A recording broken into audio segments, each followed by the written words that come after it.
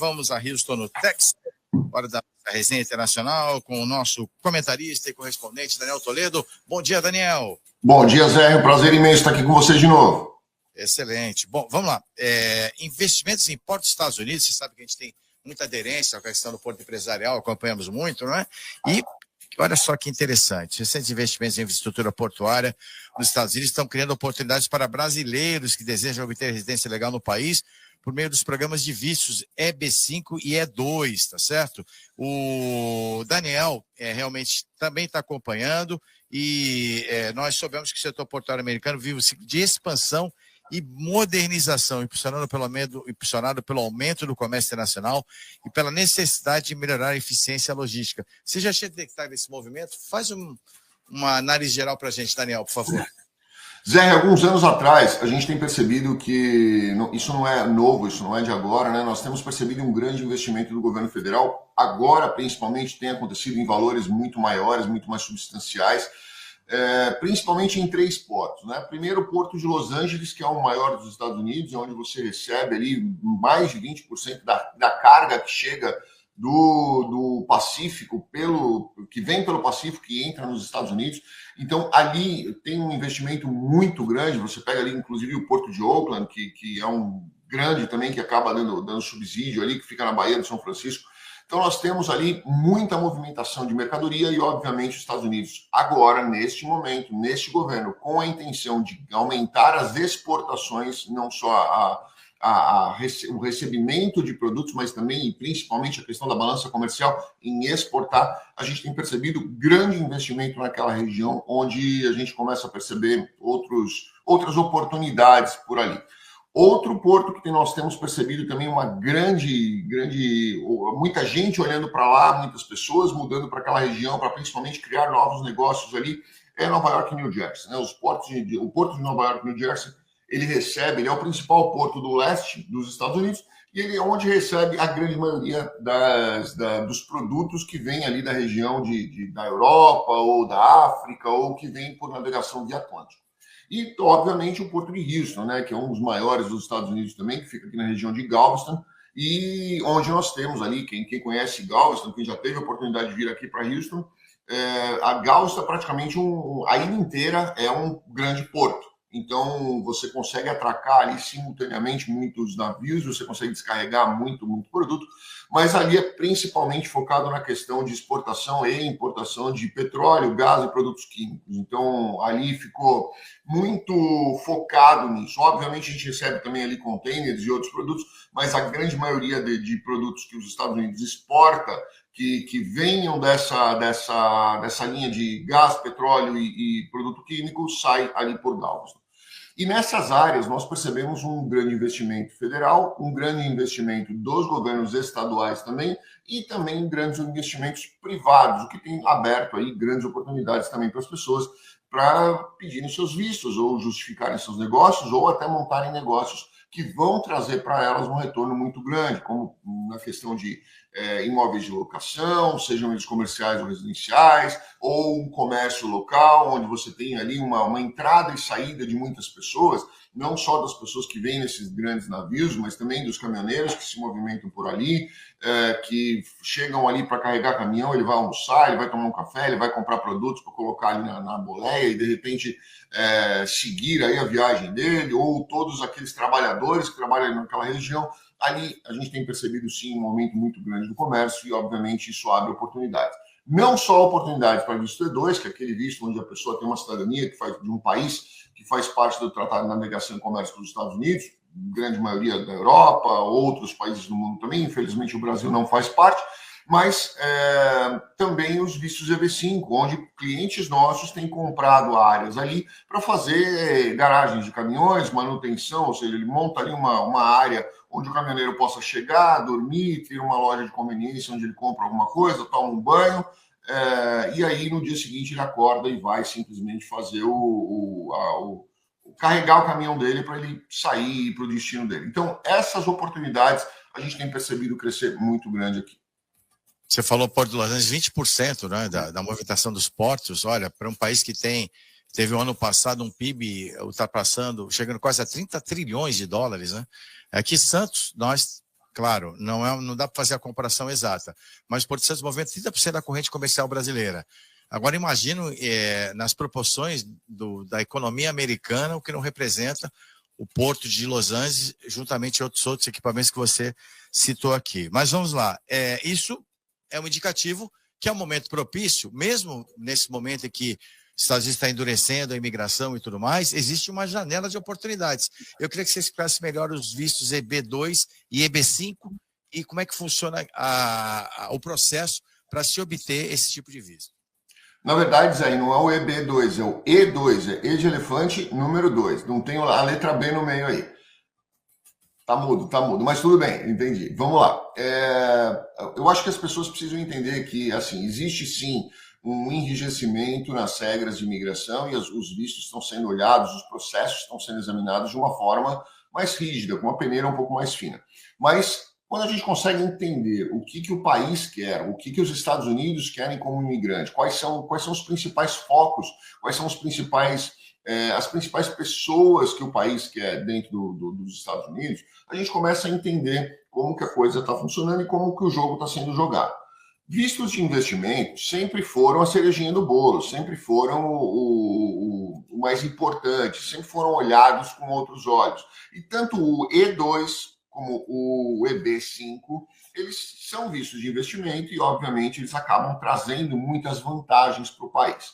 O E2 é um visto onde um cidadão italiano, por exemplo, um cidadão de algum país que faça parte do Tratado de Navegação e Comércio com os Estados Unidos, esse cidadão italiano ele faz um investimento nos Estados Unidos. Geralmente nossos clientes ficam aí entre a faixa de 120, 150, 180 mil dólares. Em alguns casos pode passar disso, por exemplo, se você quiser montar um grande restaurante, ou se você quiser montar uma distribuidora, ou se você quiser montar um centro de logística, obviamente você vai gastar mais do que isso, né? Mas a grande maioria fica entre 120, 150 mil dólares aí de investimento dos nossos clientes. Ele entra no consulado pedindo que seja emitido um visto E2 para que ele e a família dele, família entende-se por cônjuge e filhos menores de 21 anos, possam vir morar, trabalhar e estudar legalmente dentro dos Estados Unidos. Esse visto tem validade de 5 anos e ele é renovado a cada 5 anos.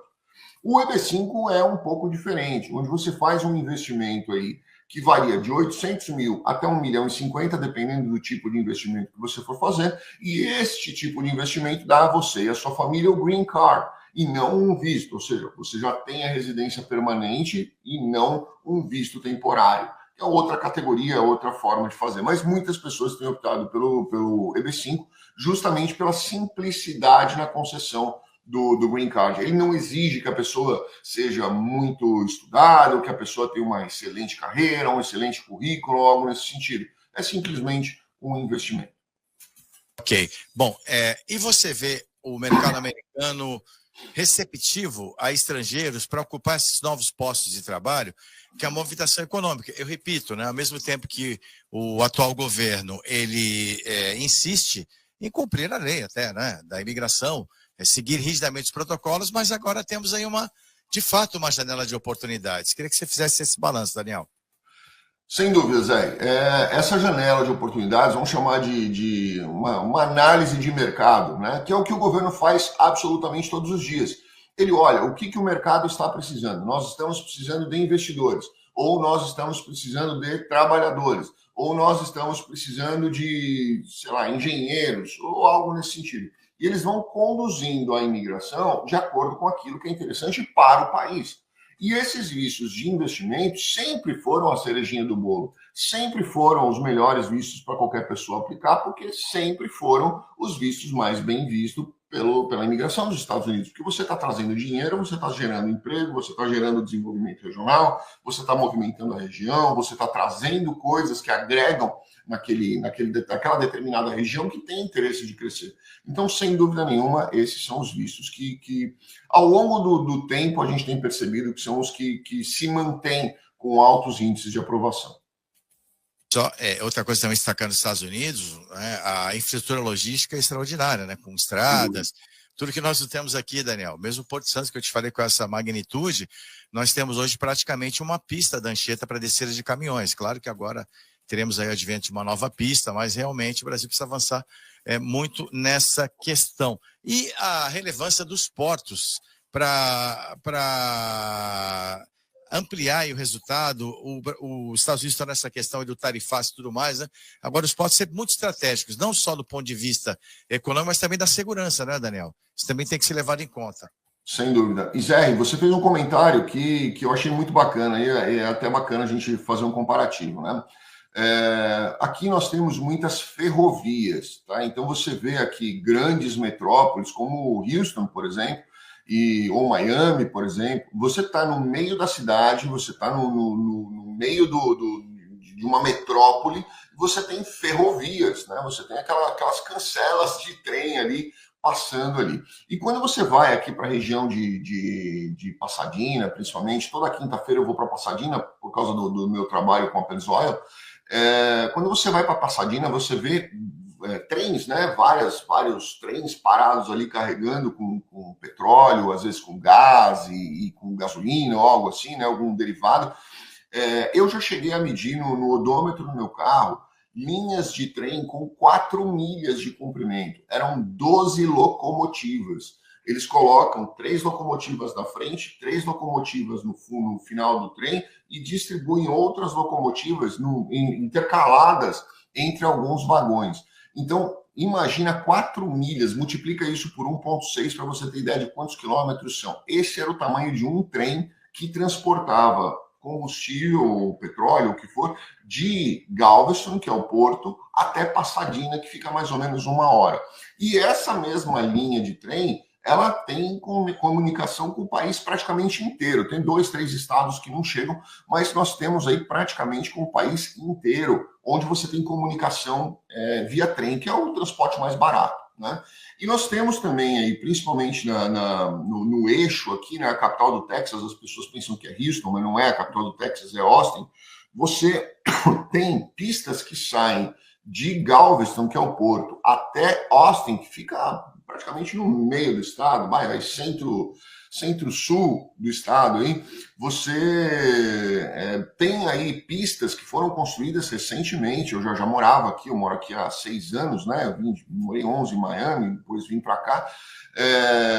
Quando eu mudei, estavam construindo e foi entregue isso, se eu não me engano, há 1 ano atrás, 1 ano e meio atrás, pistas que ligam da costa até Austin em 6 pistas de cada lado. Então você falou, tem basicamente aí a Anchieta, que desce uma linha de caminhão, aqui são 6 de cada lado, né? Não são 6 pistas no total, são 12 pistas no total que você pega rodovias aqui para ter esse escoamento de mercadorias e esse escoamento de produtos. Então, sem dúvida nenhuma, a infraestrutura faz uma diferença muito grande. A malha rodoviária e ferroviária dos Estados Unidos é espetacular mesmo, é o mínimo que a gente pode dizer. Daniel Toledo, prazer ter você com a gente e semana que vem tem mais. Muito obrigado, ótima semana e até a próxima terça. Muito obrigado a vocês, Zé, uma excelente semana. Pela resenha aí sobre o setor portuário. Bom, vamos trocar mais ideias sobre isso, tá certo? Vamos sim. Internacional Daniel Toledo, encerrando a edição Zé News de hoje. Obrigado, Thiago Paes. Valeu.